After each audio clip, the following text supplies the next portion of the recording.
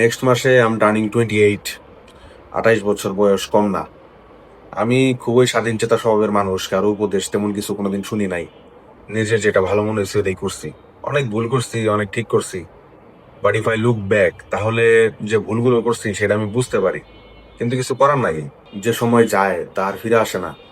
কিন্তু যদি সুযোগ পাইতাম তাইলে আমি আমার 18 বছর বয়সের যে সেই আমিরে আমি কিছু উপদেশ দিতাম, কিছু কথা বলতাম। প্রথমে বলতাম নিজের বড় না ভাবতে। 18 বছর বয়সে আমরা নিজের অনেক বড় কিছু ভাইবা ফেলি, মনে হয় দুনিয়া সবকিছু বুঝা ফেলছি।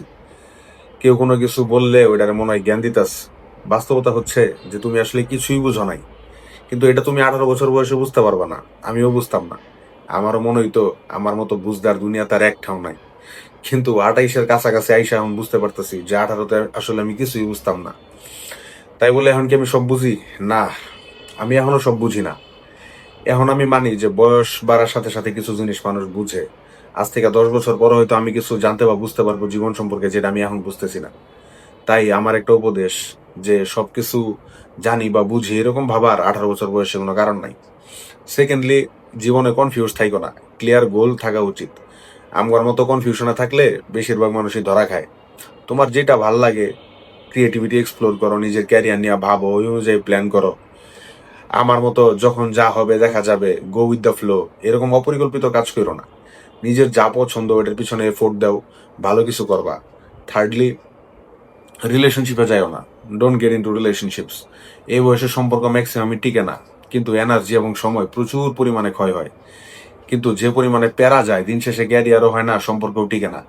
ছেলেদের ক্ষেত্রে তোমরা যতই নিজেরে ভালো মনে করো, হ্যান্ডসাম মনে করো, লাভ নাই। জিতে লাস্টে ওই টাকাওয়ালা একটা আনস্মার্ট খ্যাত, তুমি যারা ভাবতেছো ওই লোকটাই লাস্টে তোমার গার্লফ্রেন্ডে লয়ে যাইব। কারণ মেয়েরা তোমার হাইট আর ওই চেহারার দিকে অত বেশি চিন্তা করে না, সে নিজের জীবনের সিকিউরিটি নিয়ে চিন্তা করে। সো নিজে যোগ্য হও। 4 নাম্বার, স্মোকিং ড্রিঙ্কিং এগুলা কইরো না, ছাড়তে পারবা না। মদ, সিগারেট, গাঁজা, ইয়াবা এইসব সম্পূর্ণ West of money, West of health. জীবনে অসুস্থ হইলে বুঝতে পারবা যে সুস্থতা আল্লাহর কত বড় নিয়ামত। বদ অভ্যাস থাকলে আগেই ত্যাগ করো, কারণ ভবিষ্যতে আর ত্যাগ করতে পারবা না। 100% গ্যারান্টি দিয়ে বলতে পারি, ছাড়তে পারবা না। ভালো হয় যে এখনই ছাড়ো, আর নাইলে যদি ধৈর্য না থাকো তাহলে ধরার দরকারই নাই। আমার বহুত স্টুপিড বন্ধু বান্ধব দেখছি, স্কুল কলেজে তারা কোনোদিন সিগারেট খায় নাই, ভার্সিটিতে উঠা নেশা করে জীবন শেষ দিয়ে দিছে। তো এই সাময়িক আনন্দ লাভের জন্য নিজের জীবনটা নষ্ট করে দিও না, কোনো লাভ নেই এগুলা কইরা। 5 নাম্বার জিনিস, তোমার জীবনে যা আছে তাই নিয়েই সন্তুষ্ট থাকো। বন্ধুর দামি গাড়ি, বাড়ি, বাইক, লেটেস্ট মডেলের আইফোন, এগুলোর জন্য তুমি মন খারাপ করো না। কারণ এই দুনিয়াবি জিনিসের আকাঙ্ক্ষা তোমার কোনোদিনই সুখী হইতে দিব না।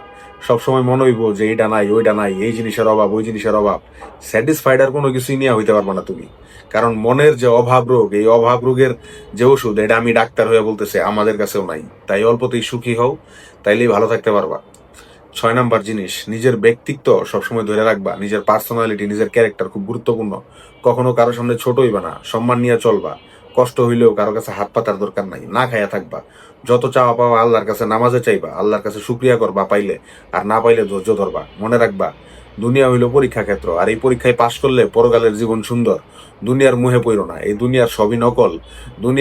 দুনিয়ারে ভালোবাসলে মৃত্যুরে ভয় পাইবা। তুমি 50 বছর বাঁচবা না, 5 দিন বাঁচবা না, 5 মিনিট বাঁচবা, তারই তো ঠিক নাই। মৃত্যু হইব, এটাই বাস্তব, এটাই মাইনা চলবা।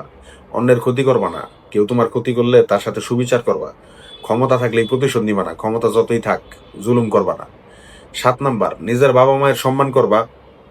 তারা যতদিন আছে দুনিয়াতে ততদিন তাদের থেকে তোমার আপন কেউ নাই। তাদের কষ্ট দিবা না, ভালোবাসবা, সম্মান শ্রদ্ধা করবা। যতদিন জীবিত আছে তাদের জন্য নিজের সর্বোচ্চ ত্যাগ করবা।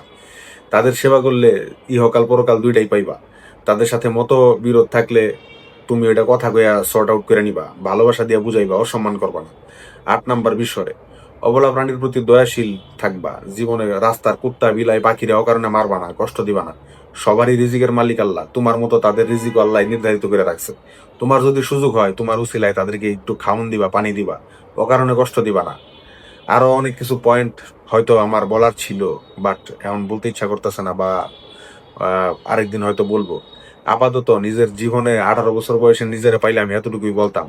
কতটুকু কাজে লাগতো জানি না, কারণ ওই বয়সে এগুলাতে আজাইরাই মনে হইতো, পাত্তাই দিতাম না। কিন্তু তারপরও ধৈর্য ধরবা, পরিশ্রম করবা, আল্লাহর কাছে চাইবা, হতাশ হইবা না, তাইলেই ভালো থাকবা।